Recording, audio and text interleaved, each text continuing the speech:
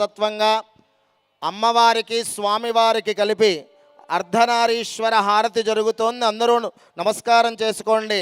పార్వతీ పరమేశ్వర భగవానికి, బోలా శంకర భగవానికి.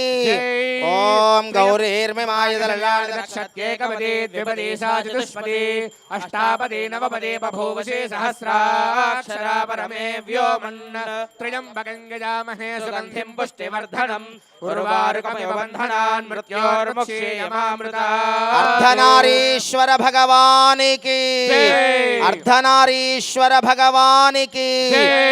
ఈ యొక్క అర్ధనారీశ్వర హారతి దర్శించడం వల్ల దంపతుల మధ్యన అన్యోన్య దాంపత్యం కలుగుతుంది. అదేవిధంగా సత్సంతానం కలుగుతుంది, ఐశ్వర్యం కలుగుతుంది, పార్వతీ పరమేశ్వరుల యొక్క అనుగ్రహం కలుగుతుంది. అర్ధనారీశ్వర భగవానికి. మూడవ దివ్యహారతి దూర్వ అంటే గరికతో మనం హారతి సమర్పణ చేస్తూ